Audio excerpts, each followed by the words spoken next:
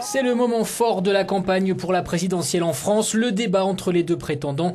Le président sortant Nicolas Sarkozy et son adversaire socialiste François Hollande.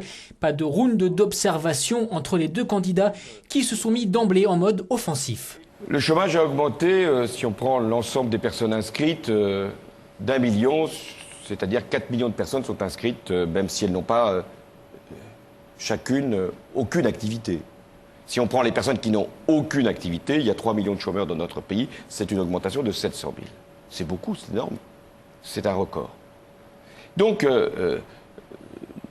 Nicolas Sarkozy, vous aviez dit, c'était en 2007, que si le chômage ne tombait pas à 5% de la population active, vous considéreriez que c'est un échec.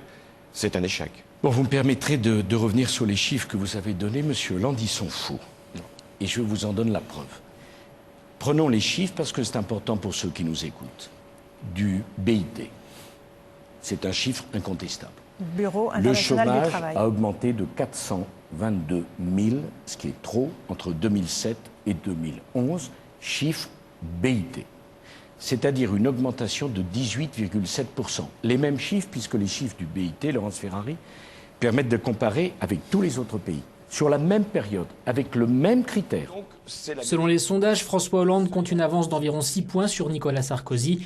Les Français sont appelés à se prononcer dimanche. Vous faites des comparaisons Et les autres à la réduction du déficit.